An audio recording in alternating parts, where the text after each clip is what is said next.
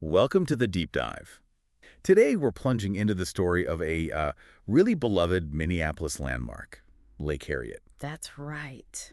We want to explore its, fascinating origins, maybe uncover some surprising features, and really get to the heart of what makes this place so special for, well, anyone with a bit of curiosity. Exactly. Yeah, we've pulled together information from the Minneapolis Park and Recreation Board, looked at the geological evidence, and even considered perspectives shared by the community itself. Okay. Our goal is really to give you an insightful look at Lake Harriet, the what, the how, and maybe most importantly, why it matters. Okay, so let's start right at the beginning. Yeah. Like literally the ground beneath the lake.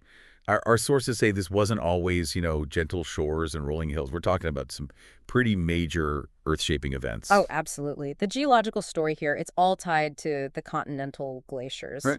Back in the ice ages. Yeah. These were just colossal ice sheets moving across the landscape, and they had a profound impact, like massive bulldozers reshaping everything. Wow.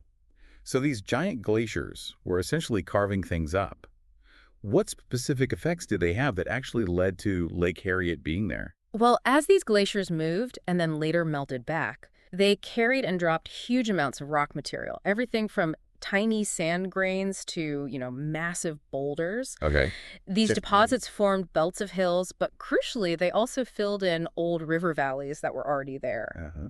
And what's really interesting is there was this ancient river valley running right underneath where Lake of the Isles, Bride-Makaska, and Lake Harriet are now. It went all the way down to the Minnesota River. The whole river valley just buried underground. So if it got filled in, how did Lake Harriet actually form? Is it just sitting on top? Yeah, pretty much. The filling wasn't completely even, you see. Some sections stayed lower, forming these basins. Ah, okay. And these unfilled parts perched way up on top of all that glacial debris. That's where our lakes sit. Lake Harriet is in one of these basins, right over that old valley. Its water surface is actually about 250 feet above the bedrock floor, way down below. 250 feet. That's quite a depth. Makes you wonder what that ancient valley looked like. And the hills around the lake, were they part of this whole glacial thing too? Yep. Those hills we see, they're a direct result of the final retreat of the ice front. We're talking about 10,000 years ago or so. Wow. As the ice melted back, it just dumped mounds of this glacial debris, rocks, sand, silt. It basically sculpted the whole area. It's kind of amazing when you think about the power involved. It really changes how you look at it, doesn't it? Oh, yeah. Now, moving beyond its geological birth, Lake Harriet also has this rich human story. And our sources point out some important efforts to understand that history more fully. Yeah, and what's fascinating here is this ongoing work to sort of rewrite the narrative of the place to get a more complete understanding of its meaning, especially for the Dakota people. They have such a long, deep connection to this land going way back before European settlement. Right. It involves really re-examining things. Us. And it sounds like there are maybe some concrete plans to make that history more visible, more accessible for people visiting today. That's the idea. Yeah, there's talk about maybe an interpretive center, better signage, perhaps at places like the Rose Garden or the Bird Sanctuary. Okay. The goal is really to connect park users better with the deeper history and identity of this whole region. It could offer some really valuable context. Yeah. Encourage a greater appreciation. It feels so important to actively remember and respect those original stories. And of course, thinking about that, the renaming of Lake Calhoun to Bride-Makaska was a really significant moment, wasn't it? Absolutely. A huge deal. It was a powerful statement, a really meaningful act acknowledging the Dakota language and that long history tied to the land. Definitely. Now let's shift gears a bit to how Lake Harriet is used today. It's clearly a hub of activity. Our sources have some pretty interesting stats on just how important it is for recreation. Oh, it's huge. The Minneapolis chain of lakes regional park, which includes Lake Harriet, of course, is a major, major destination. Get this. It accounts for about 10.7% of all estimated visits to regional parks and trails across the whole 7-county metro area. Wow, over 10%. That really shows how much people value these urban green spaces. Yeah. And it seems like there's one particular way people are using the lake area more than anything else. That's right. The trails. An incredible 80% of visits to the Chain of Lakes Park are trail-related. 80%. Yeah. The paths around the lakes are by far the most heavily used feature. They're a really vital part of the Grand Round system, linking up this huge network of trails and parks all over the city. So people are hitting those trails for, well, all sorts of things, I imagine. Running, walking, biking. Precisely. We're seeing this growing trend in what you might call self-directed sports. Lots of running, lots of biking around the lake. Mhm. It fits into that broader shift towards more active lifestyles and even using trails for, healthier commuting or just fitting exercise into the day. Makes perfect sense.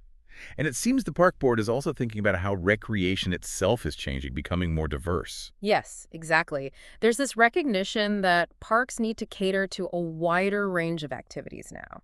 As Minneapolis becomes more diverse, well, the demands change. Right. So parks are being asked to be more adaptable, accommodate things beyond maybe traditional organized sports, Yeah. new and non-traditional uses. That's a really important point, making sure these public spaces feel welcoming and relevant to everyone.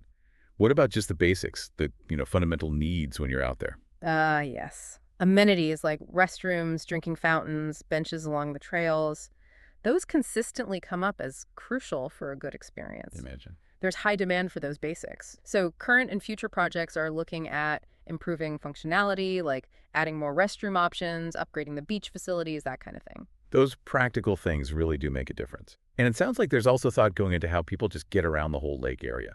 Circulation. Absolutely. There are planned improvements there. Things like a potential footbridge connecting over from Lake of the Isles that could be fantastic for pedestrians and cyclists. Interesting. They're also looking at ways to smooth out conflicts between, say, bikes and pedestrians on paths and create safer, easier connections to the Minnehaha Creek Trail system nearby, just making it smoother to access and enjoy Lake Harriet. Okay, let's turn to the lake itself. The water. Quality is clearly a big deal for the community. Our sources suggest Lake Harriet is actually doing pretty well.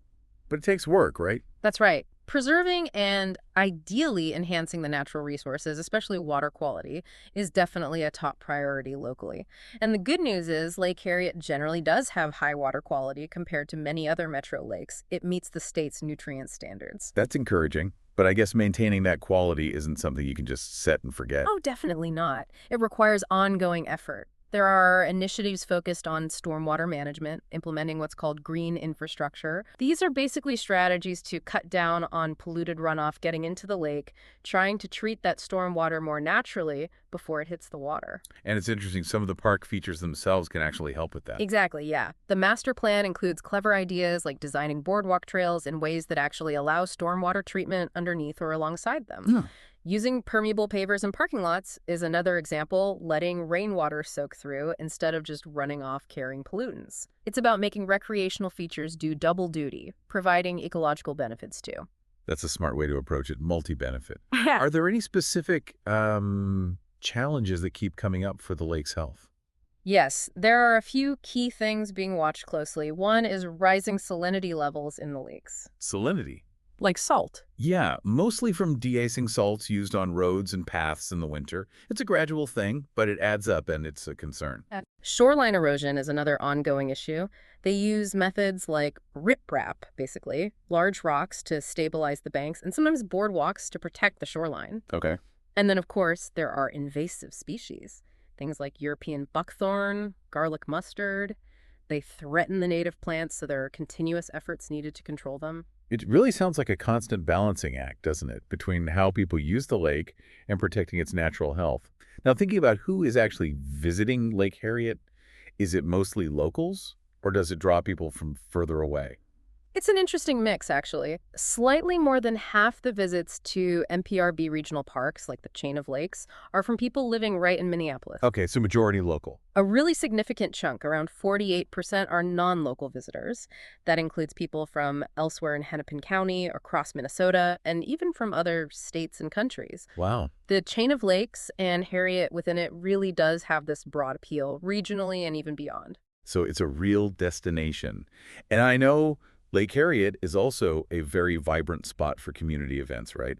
The band shell. Absolutely. Things like the concerts, the outdoor movies at the band shell, they really highlight its role as a community gathering place. It's where people come together not just for recreation, but for that shared experience, that sense of community. Yeah, that's lovely. And it seems the park board is also active in educating people about environmental issues tied to the lake. Yes, they offer water quality education programs, sometimes right there at Lake Harriet. Uh-huh. These focus on how neighborhood watersheds are all connected and how what individuals do can actually impact water quality. Plus, they organize things like the Earth Day watershed cleanup, getting the community directly involved in stewardship at places like Harriet. That's great to see that direct engagement. And, our sources even hinted at a certain visual charm.